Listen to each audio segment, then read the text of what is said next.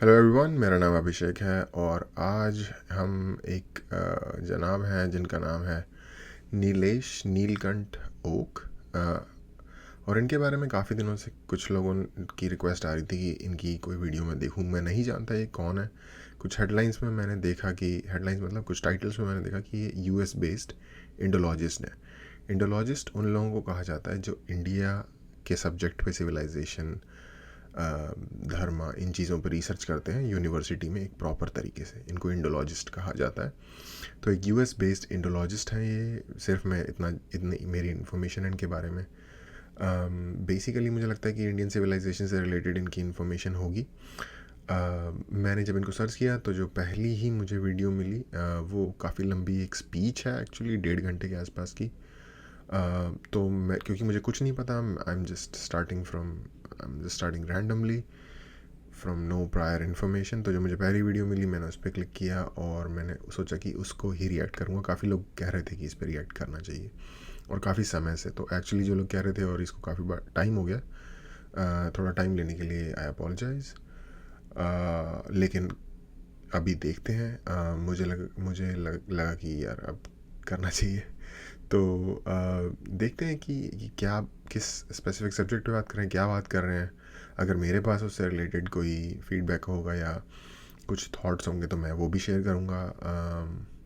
तो और हाँ, क्योंकि ये 1.5 घंटे लंबा है तो इतना लंबा तो मैं नहीं देख पाऊँगा। कोशिश करेंगे, अगर जैसे जैसे एक जो पहला ये सब्जेक्ट स्टार्ट करते हैं, अगर वो टॉपिक पूरा देख सकें, अगर इंटरेस्टिंग बना तो कंटिन्यू करेंगे कल से। पूरा देखने के लिए आप कमेंट्स में बता देना कि हाँ ये इंटरेस्टिंग लग रहा है, आप इसको कंटिन्यू करो, या नहीं लग रहा मत करो। मैं वो भी देखूँगा, अगर मुझे भी थोड़ा इंटरेस्ट आना चाहिए देखने में। तो एनीवे, सब्जेक्ट तो इंटरेस्टिंग है, बट देखते हैं और फिर बात करेंगे। Namaskar. So, just talking about the mentoring on one of the forum, number of you might be aware of it. If not, there is one forum called Bharat Rakshak Forum. Some of you might know this, BRF. Of course, you can have a handle there. It's not doesn't have to be your own name. There are few handles I have. I won't tell you the others, but the one obvious one is Nilesh Oak. So that with that. And one time I wrote just very recently, someone gave me another project to work on, as a suggestion. And I said, I'm working on 30 plus different projects, so I can't take that on. And so that's fair, but this person came back again, a good friend of mine, he's based in Washington, D.C. And he said, if you have a 30 plus projects that you're working on, something is wrong with you. वही You, मैं भी you सोच रहा need हूँ। to delegate. And which I'm doing, but also it has its challenges, so there is that. 3 या 4 project पे काम करना अपने आप में बड़ी मुश्किल चीज़ होती है, डिपेंडिंग ऑन आप किस टाइप का प्रोजेक्ट कर रहे हो। अगर बट मैं इमेजिन कर रहा हूँ कि किसी टॉपिक पे रिसर्च कर रहे होंगे, या कोई बुक लिख रहे होंगे, या कोई लाइक यूट्यूब चैनल बना रहे होंगे, कुछ ना कुछ कर रहे होंगे, कोई किसी चीज़ को कैटलॉग कर रहे होंगे। इस किसी भी टाइप का बहुत ही सिंपल लेवल के भी अगर प्रोजेक्ट्स हैं तो 3 से 4 प्रोजेक्ट में इंसान की कंसंट्रेट करने की कैपेसिटी जो है वो लाइक एग्जॉस्ट हो जाती है। That babysitting at some point, that you have to do, and then let them go. Anyways, so what I want to cover with you is 17,000 plus years of Vedic civilization and a multidisciplinary evidence. Now, why 17,000 plus? What I will show you, through different disciplines of science, there is evidence, objectively testable evidence, that we can talk, we can share, we can discuss. That goes up to 17,000 years. But beyond that, we don't have something to catch on right now. It's going to change. In fact, I assure you it's going to. Okay, इन जिन लोगों को नहीं समझ में आया उनको, या फिर जिन लोगों को अंडरस्टैंडिंग नहीं है कि ये कितना बड़ा क्लेम है, बेसिकली अगर आप कोई भी मेन स्ट्रीम जो यूनिवर्सिटी में जो पढ़ाया जाने वाला कोर्स है, अगर आप लाइक मेन स्ट्रीम सोर्स के थ्रू जाओगे तो मेन स्ट्रीम से मतलब जो एक्सेप्टेड है, वाइडली एक्सेप्टेड, तो वो वेदास को कहीं 3500 से 4000 साल पहले कहीं लाइक आज से, यानी कि 2000 BC से 1500 BC में सिचुएट करते हैं टाइम के कॉन्टेक्स्ट में। ये अगर 17,000 साल पहले कह रहे हैं तो ये कह रहे हैं कि क्योंकि वैदिक सिविलाइजेशन के जो 17,000 प्लस ये कह रहे हैं जिसका कि प्रूफ है, हो सकता है उससे भी पुराना हो जो इनका क्लेम है, जिसमें कि ज़मीन आसमान का फ़र्क है, जो कि वाइडली मॉडर्नली एक्सेप्टेड है और जो ये क्लेम कर रहे हैं। तो मैं ये नहीं बता रहा ये सही है वो सही है, ये मैं किसी के साइड नहीं ले रहा। मेरे कहने का मतलब है कि जो क्लेम है उसकी ग्रेविटी को क्लैरिफाई करना कि कितना बड़ा क्लेम है। Change very soon. Okay, and I may allude to that when I talk about it. But my style is, I would rather let the evidence come first, objectively testable, and then go with the inference rather than let the inference override the evidence. Okay, so when I say 17,000, of course, hopefully, fortunately, no one falls off their chair here. 17,000, but that happens at times. People fall off their chairs. That long. But actually, this is very conservative in some sense. Okay, but we'll also talk about the limits. So I have lots of slides to cover, and I'll tell you the context why I want to talk about this multidisciplinary evidence. Okay, but instead of giving you the preamble, I'll talk about it when the slide comes. 3 big points that I want to make. The first one is the scientific method. Now, many people will just claim, okay, well, I have done this scientifically, scientific way of dating something, scientific method. People throw these words. But what is a scientific method? Okay, Carbon and it's dating. very important, and I'm going to share that in an educational spirit. In fact, when you go and read another book where someone makes a claim, whether they use the word scientific or not, or myself, I mean, you can question me on this, but I'm going to show you a 5-point formula. It's not my formula, it always existed. Anyone claiming something, you can always ask them a question in terms of these 5 points. Everyone claiming something scientific should be able to answer those 5 points. If not, if they fail on even one, there is something missing. There is some problem. So we'll talk about this. The second one is, which I said, the multidisciplinary and decisive evidence for Rigved-based civilization. You can call it Indian civilization, Hindu civilization. I'm not stuck on names. Indic civilization, Indian civilization, pick your word, okay? But 17,000 plus years of civilization, at least the Based evidence in that we India, have. ये भी And लिखा the हुआ plus है। sign is there, and I'll tell you तो यानी कि Aryan invasion को ये वो कर रहे हैं, मैं जस्ट क्लैरिफाई कर रहा हूँ। some additional exciting research that is happening. And then last one, how to overcome dogma, authorities, logical fallacies, faulty inferences, entrenched beliefs, and outdated theories. A huge list there, right? Although it looks huge, really, they all can be combined into a dogma. Authorities, so like in opinion of so and so, and many times we attach the titles, whatever it is. You know what? Authorities, experts, they all have a place. We are not denying their place. But where is their place? If they can use the expertise of their field to make the material easy for every one of us to understand, then they're doing their job. But when they try to pull their authority to say, because I am in this position and I'm saying it, science doesn't want to listen to it. ये तो बहुत ही जो लोग भी देख रहे हैं उनको मैं ये एक जनरल सेंस में भी समझने वाली बात है। अगर कोई बंदा जस्ट पोजीशन ऑफ अथॉरिटी से बोल रहा है ना, क्योंकि जस्ट मैं कह रहा हूँ तो मान लो, तो ये इस बात की क्या ही वो की जाए।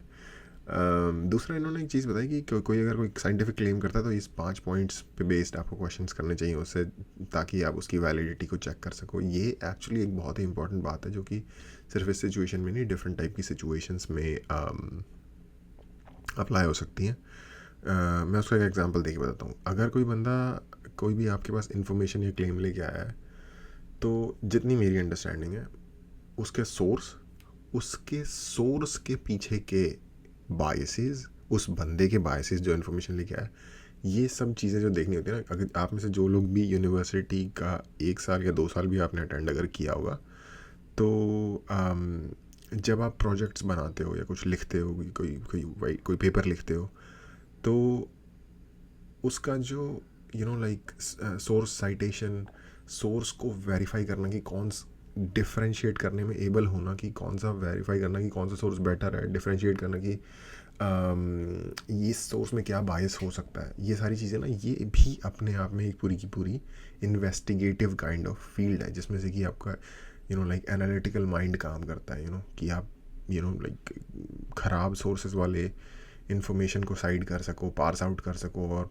लाइक मोर, जिसे कहते हैं कि इंडिविजुअल नहीं, मोर अनबायस्ड, ठीक है, मोर टूवर्ड्स द सेंटर, जो कि किसी से इन्फ्लुएंस्ड ना हुआ हो, ऐसी इन्फॉर्मेशन लाना। फॉर एग्जांपल मैं जो कह रहा हूँ उसका, अभी रिसेंटली कोविड आया था, ठीक है, यूएसए में एक ऑर्गेनाइजेशन है CDC, centre for disease control, Anthony Fauci उसके हेड है, अभी भी है कि नहीं मुझे पता नहीं है, कोविड के टाइम पे थे।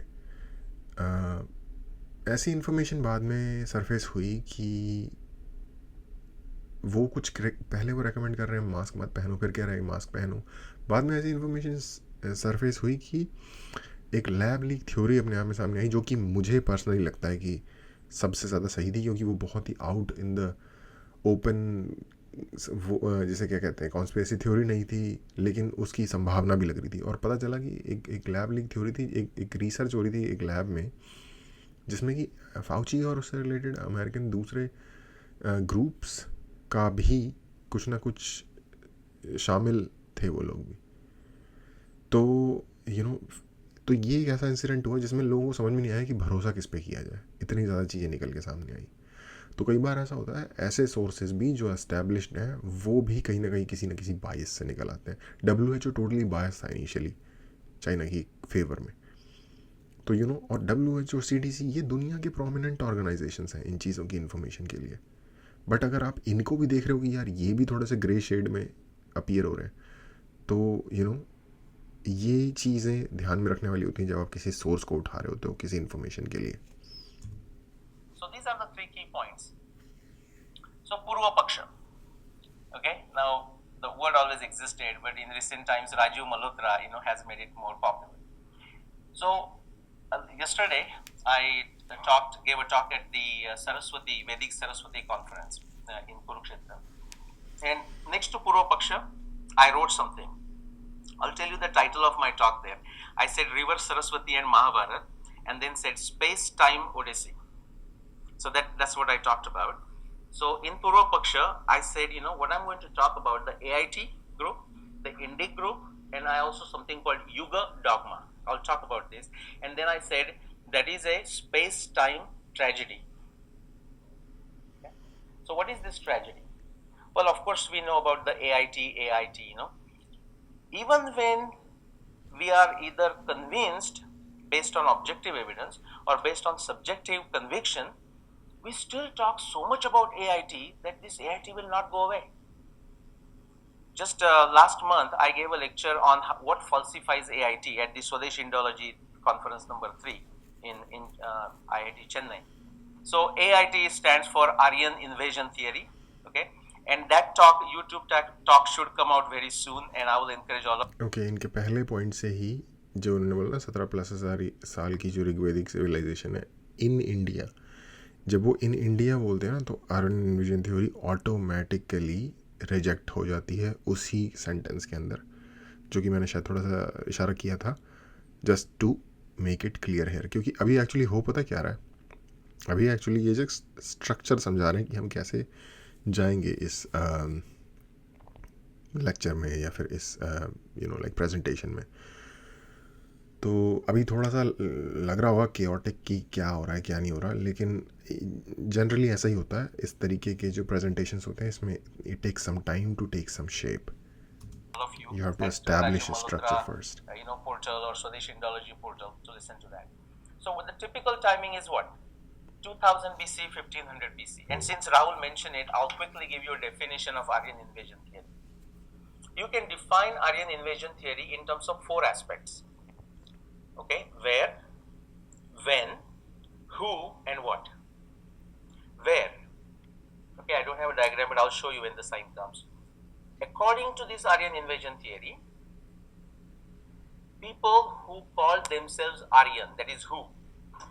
Those who call themselves Aryan came from somewhere outside India to inside India, just in putting it simple way. Okay, sometime after 2000 BCE, but before 1500 BCE.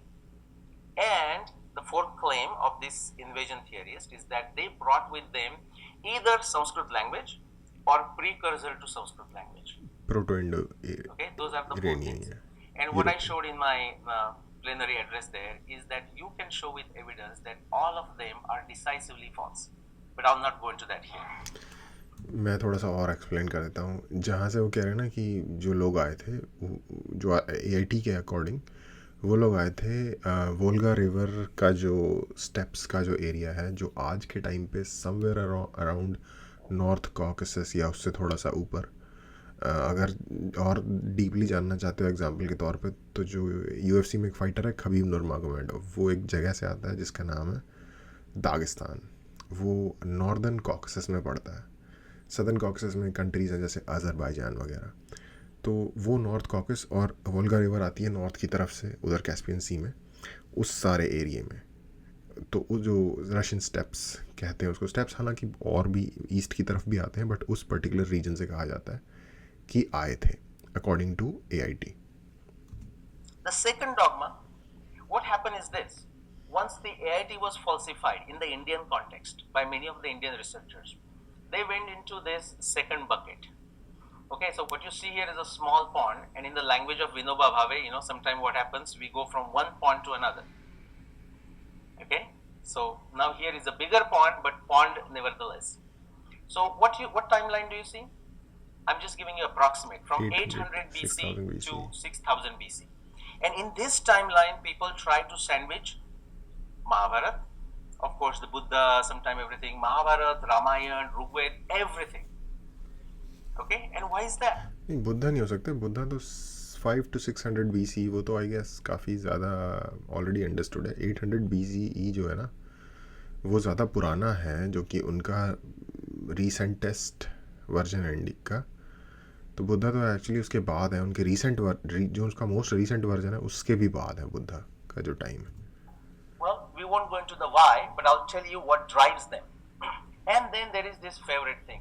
In fact, I can assure you at least one person, even in this august audience here, will ask about Yuga.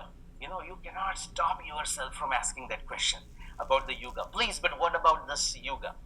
Well, I call it Yuga. अच्छा, मैं 2 minute रुक के ना थोड़ा अपना इस पे opinion बता देता हूँ. मैं जो हूँ ना इस पूरी इन्फॉर्मेशन के बारे में totally open to more information हूँ. मैं ये नहीं मानता कि AIT भी ठीक है, इंडिक ठीक है, या जो हम स्कूल में पढ़ते हैं, या जो वेस्टर्नर्स कह रहे हैं, या जो इंडियन कह रहे हैं, या जो नेशनलिस्ट लोग कह रहे हैं, या जो BJP कह रहे हैं, जो RSS कह रहे हैं. मैं इनमें से किसी भी बात को पूरी तरीके से एक्सेप्ट नहीं करता हूँ, या एक्सेप्ट नहीं करता. मैं ओपन हूँ इनमें से किसी भी आउटकम के लिए. मुझे फ़र्क नहीं पड़ता आउटकम कुछ भी हो, क्योंकि अगर मैं एक ख़ास तरीके का आउटकम इसके साथ अटैच कर रहा हूँ ना, जो मैं चाहूँ कि ये हो काश, तो यानी कि मैं रिसर्च की एक सबसे इम्पॉर्टेंट चीज़ है, आप अपना बायस उसमें नहीं आने दे सकते.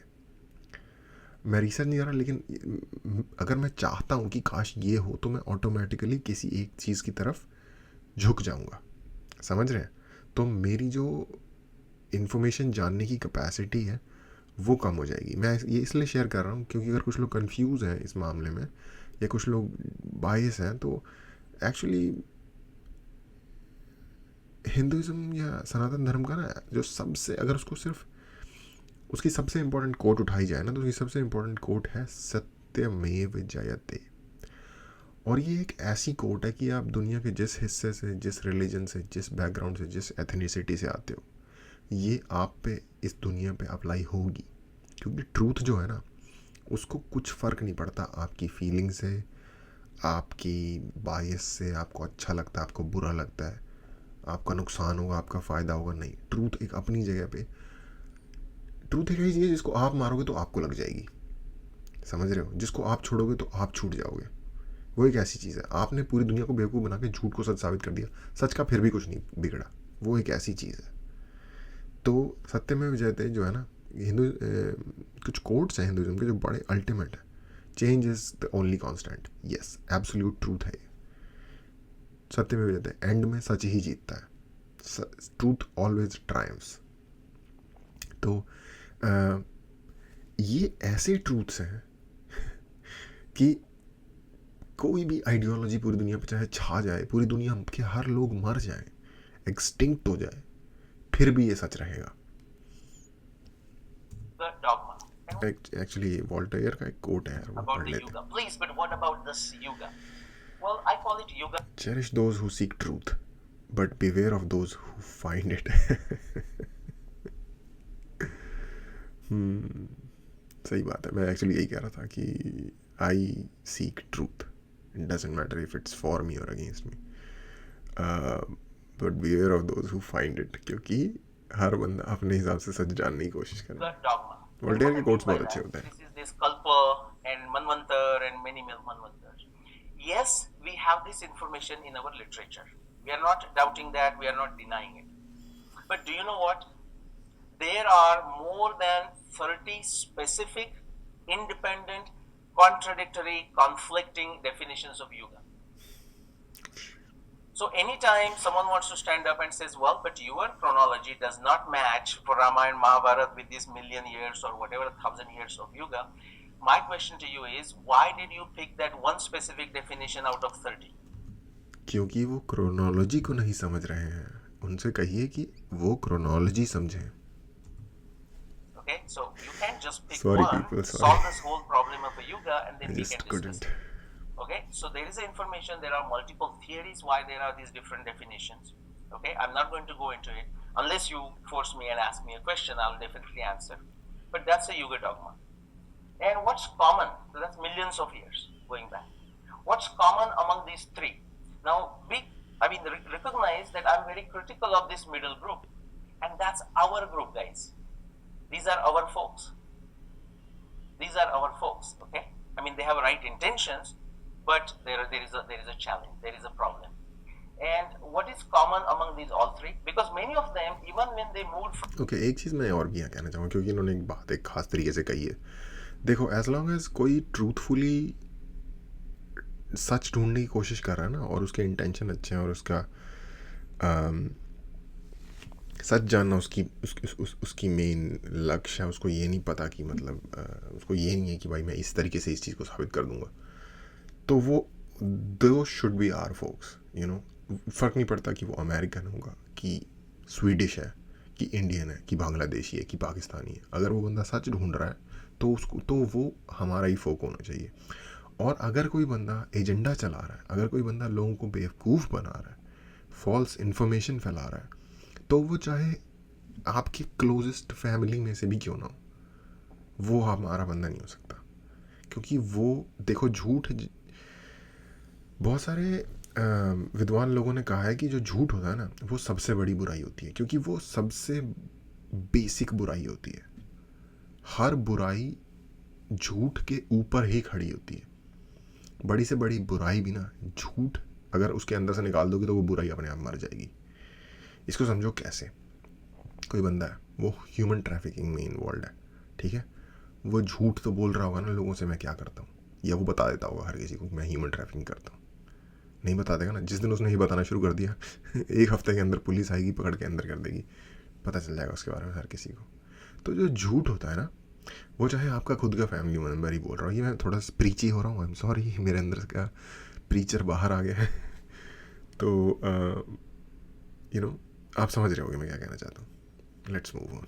From their AIT to Indic, the number of methods, the type of methods they were using did not change.